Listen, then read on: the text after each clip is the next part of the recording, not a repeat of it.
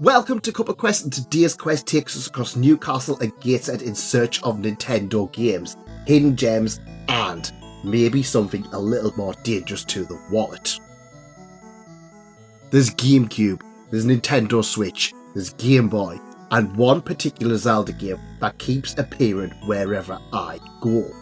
This one is steadily rising in price, the fantastic Shovel Knight. Now, I know the 3DS one is expensive, but seems the Wii U one is picking up too. If you haven't picked this one up, do try it, it's an absolute fantastic indie darling.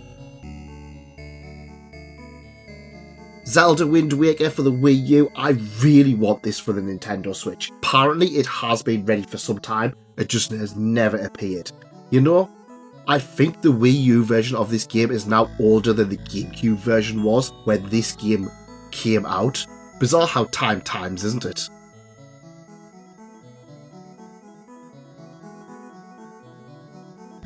Moving into Nintendo Switch, and it's slim pickings today.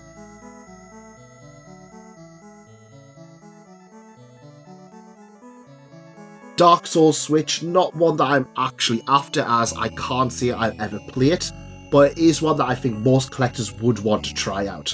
At £32, I think it's a little bit high for something to sit on a shelf, but an amazing game for those who want it.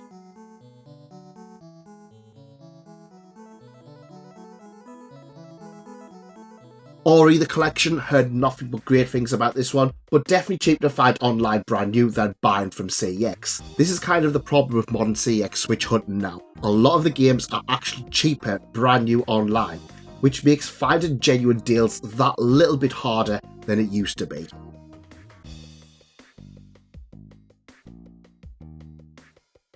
Another one I'd really like to add to the collection, Snippet Clips Plus, but I've just never found it at a good price point. It's a nice little co-op game, but if I'm playing by myself, I'm not sure it's one that I want to pay upwards of £30 for.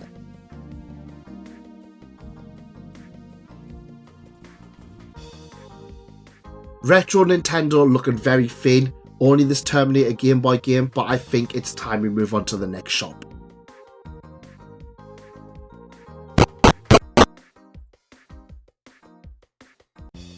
Second CEX, and now this is dangerous.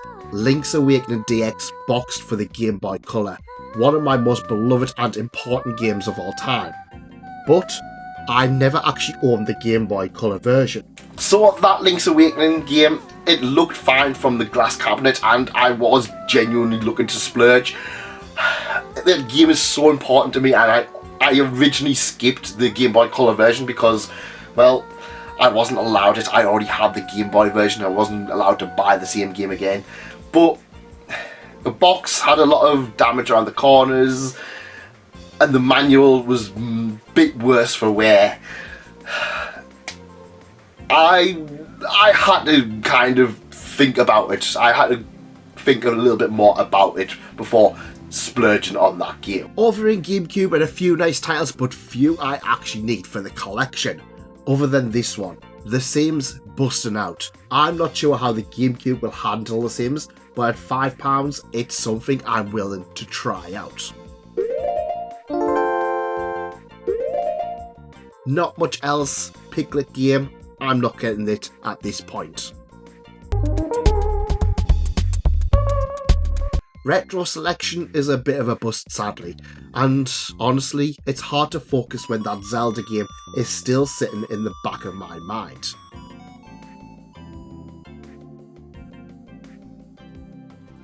Which somehow meant I completely skipped over a game I'm actually searching for, 2 Point Hospital Jumbo Edition, one of the few versions with all of the DLC physically on the cartridge.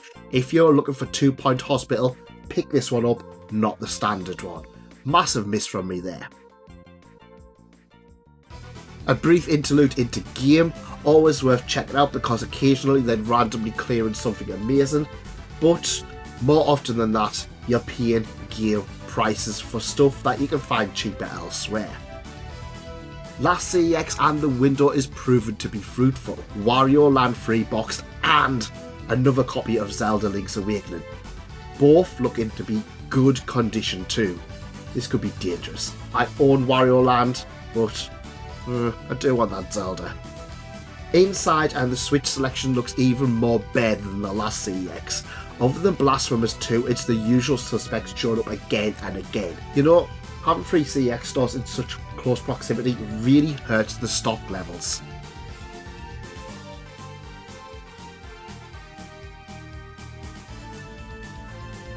GameCube selection is barren too, only this Naruto game with a reprinted cover that I need. Might be fairly cheap for the disc only, but I'm refusing to buy any cover reprints. I probably should have checked to see if this actually at least had the manual. Oh well. Behind the glass cabinet and more Game Boy delights. But this is interesting. That Tetris DX is being advertised as Unboxed. But it has the box. That needs investigating. Let's ask them and return back to camp, shall we?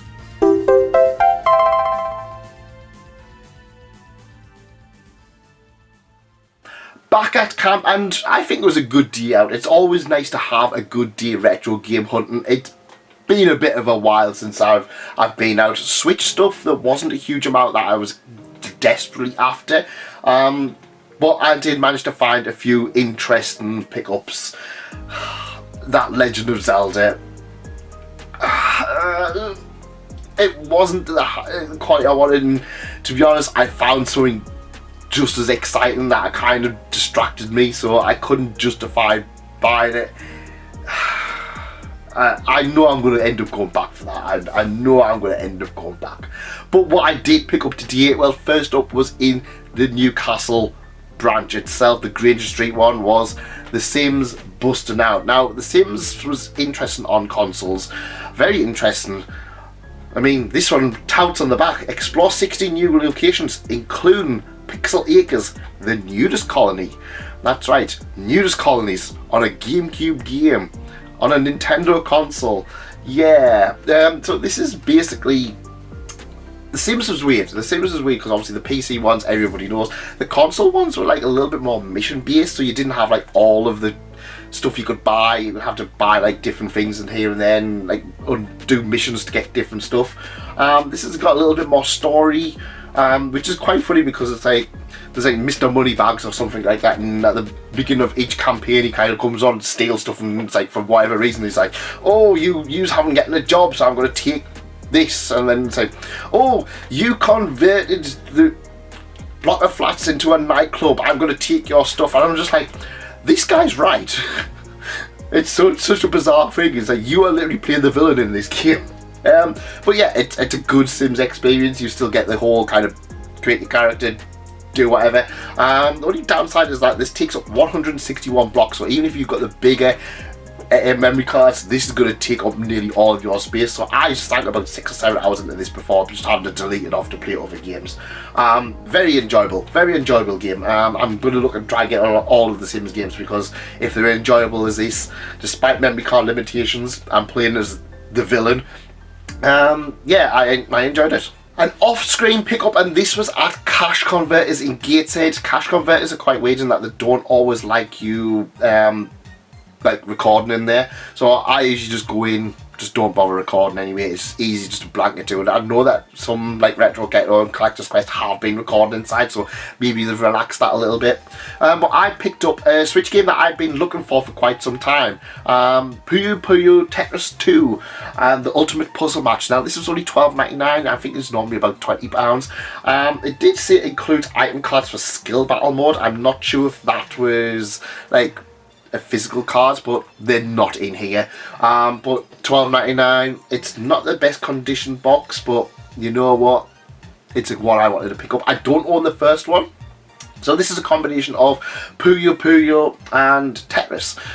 You can play multiplayer, and you know, one of you can play as Puyo Puyo, they can play as Tetris, or you can both play as Tetris or whatever. And yeah, it's just two great puzzle games jammed into one, and yeah, I've always heard good things about it, and it's as addicting as you would expect.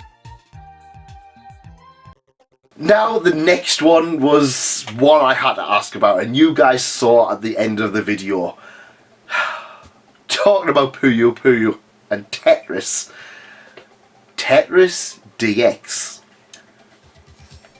This was sold as Unboxed. These boxes brand new.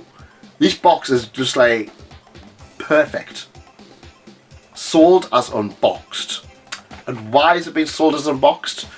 Doesn't have the insert. Simple as that. Just doesn't have the cardboard. Doesn't have the cardboard insert.